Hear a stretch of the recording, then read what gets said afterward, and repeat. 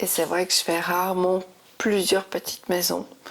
Parce que, en fait, j'ai aussi ce côté un peu solitaire, cocooning, où j'aime bien me retrouver moi. Je pense que c'est aussi important que chacun puisse être avec soi, tout simplement, sans devoir jouer un rôle quelconque avec qui que ce soit. Donc c'est pour ça qu'il y a souvent une unique maison.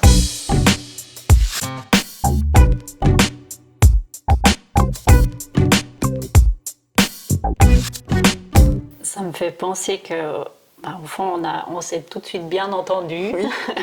Et en fait, moi, j'ai vraiment une histoire avec une petite maison. Ah, c'est vrai. que je rêvais d'avoir mon petit coin à moi. Quand j'avais 5-6 ans, je commençais à beaucoup parler de ça. Et quand j'avais 8 ans, en fait, mes parents m'ont construit un petit chalet qui était juste quelle pour moi. chance. Donc j'ai eu, à partir de l'âge de 8 ans, j'ai eu vraiment ma petite maison avec mon petit fourneau, mon lit, Wow. tout ça.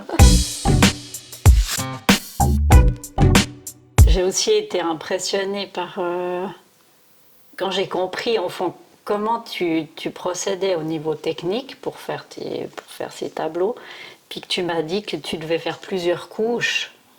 Et là, j'ai commencé à comprendre la patience et la précision que tu devais avoir pour refaire plusieurs couches avec la même couleur.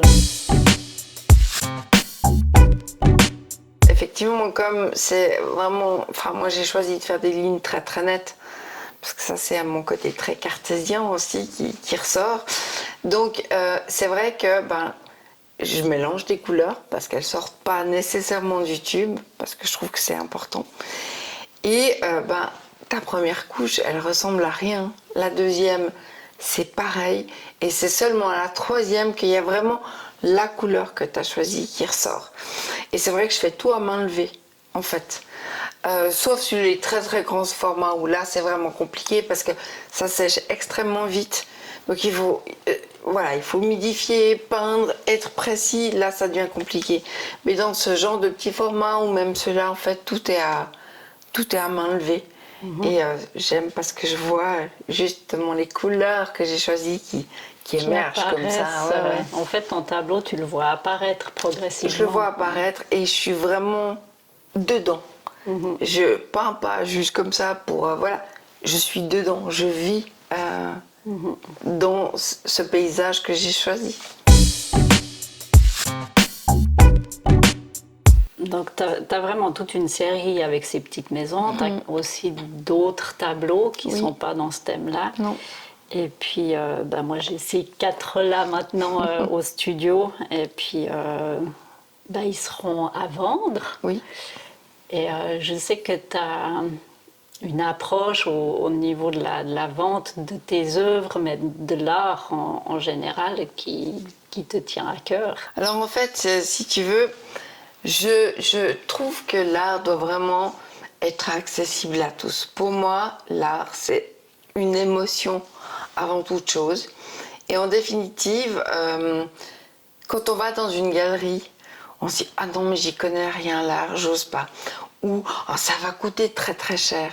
Et je pars du principe qu'en fait, chaque personne qui souhaite s'offrir une œuvre d'art, même pour la première fois, elle doit pas se dire « Oh mon Dieu, je vais y laisser un bras ».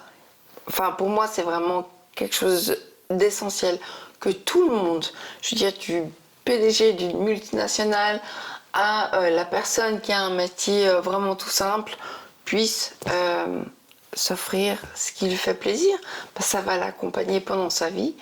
Et voilà, c'est pour ça aussi que volontairement, je pratique des prix qui sont tout à fait raisonnables, et je trouve qu'il y a quand même une part de snobisme dans ces prix complètement démesurés qui ont finalement plus aucun sens. Donc, par rapport à mon éthique et à ce que je souhaite, c'est pas du tout ma démarche, voilà.